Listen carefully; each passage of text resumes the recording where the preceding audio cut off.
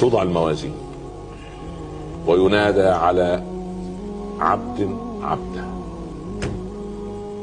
من متى؟ عند وضع الموازين. منذ آدم؟ منذ آدم إلى أن يرث الله الأرض ومن عليها. عبد مش اليوم ب50,000 سنة. فضلتك الصحف نشرت للناس كلها في لحظات. 50,000 سنة. لا أنا بكلمك في دقائق. لا ده يوم ب50,000 سنة من هذه الأيام. وذاك إيه؟ ويوم تقوم الساعة يقسم المجرمون ما لبثوا غير ساعة. الله ده احنا عشت انا 100 سنة 200 سنة. نوح عاش 1000 وكم سنة ولا ايه ده 950 سنة دعوة فقط. ساعة من النهار يتعارفون بينهم. زي كل لما قصدي بالنسبة للوقت موقف نفسه ده ساعة.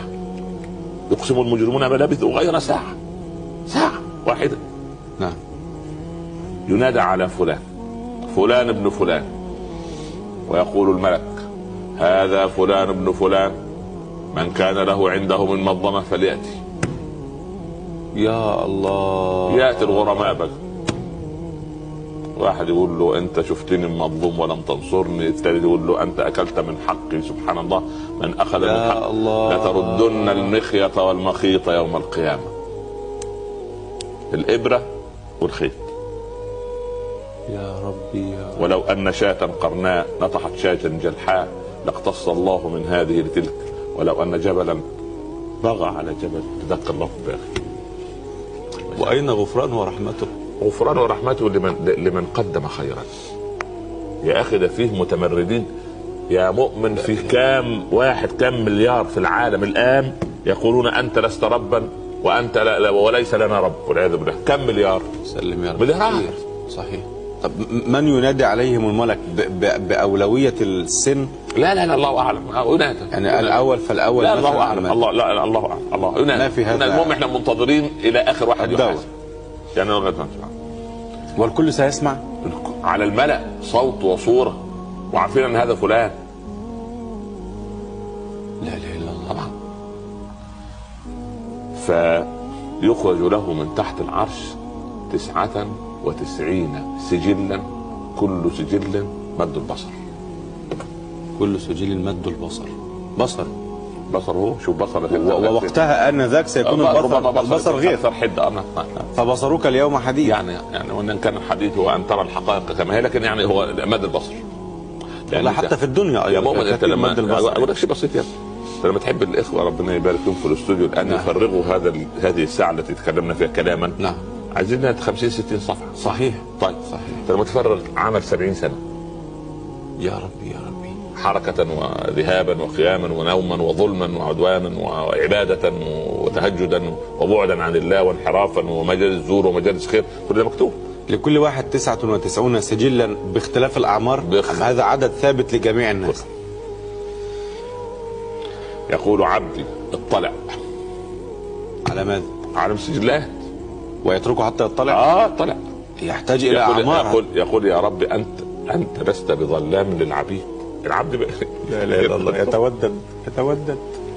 يقول اقرأ كفى بنفسك اليوم عليك حسيبا. عشان احكم لا تظلم نفس شيئا. ما فيش كان فيها الطلع. يفضل يقلب الصفحات فلا ينكر منها شيئا. احصاه الله ونسوه. سبحان الله. اطلعت يا عبدي. يطلع العبد يسأله ثلاثة أسئلة، كل سؤال أعجب من أخيه. الأول عبدي هل ظلمك حفظتي؟ يا ربي يا الله. يقول لا يا رب. ينطق. لا. السؤال الثاني ألك حسنات مخفية؟ يعني الملائكة مثلا نسوا حسنة لم يكتبوها، يعني استثقلوا دمك مرة أو لا. قل لا يا رب. لا، كل حسنة عملتها مكتوبة. السؤال الأعجب هو الثالث، ألك عذر تعتذر إلينا به؟ يا الله. الرسول قال هذا الصحابة ما تحملوا. يا الله. أيقبل ربنا منا الأعذار يا رسول الله؟ قال لا أحد أشد قبولا للعذر من الله. الله. لا إله إلا الله. بس السؤال نعم، ما العذر؟ أي عذر؟ إيه؟ يقبل أعذار الدنيا. ايه العذر؟ ايه العذر؟ ولا عذر. هذه مصيبه. كنا مخدوعين. لا معلش، هو انت اللي خدعت روحك. يخادعون الله وهو خادع، وما يخدعون الا انفسهم وما يشعرون. كنت غافل قال لك ولا تكن من الغافلين. كنت ظالم قال لك اياك والظلم. حكمت بغير ما انزل الله قال لك انت والعياذ بالله يا كافر يا فاسق يا ظالم.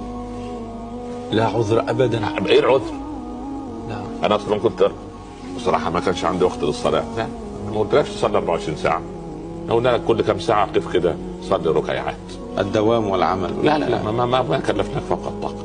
انشغلت تصلي اجمع الصلوات على سفر واقصر في صلاه خوف. والله الصيام والله اعطيناك صحه ما عندك صحه اطعم ابدي.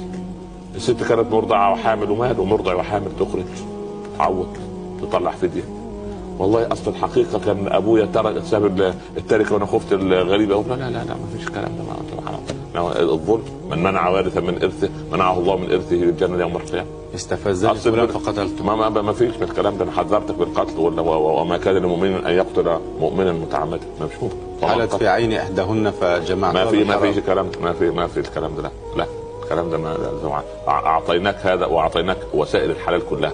انت اللي مشيت في طريق الحرام. اصل الاستثمار والبنوك كله ما ينفعش. ما فيش عذر. ضروره العصر. ما فيش عصر ولا ظهر. ما فيش عصر ولا مغرب. هو خلاص العبد نفس الدنيه. ما فيش هو اللي دناها. قد افلح من زكاها وقد خاب من دساها. انت اعطينا لك نفس طيبه فطره نقيه نجستها وغبرتها وقذرتها وانحرفت بها بعيدا عن جدة الطريق. فماذا تبغي منا اليوم؟ عايز ايه؟ كفى بنفسك اليوم عليك حسيب.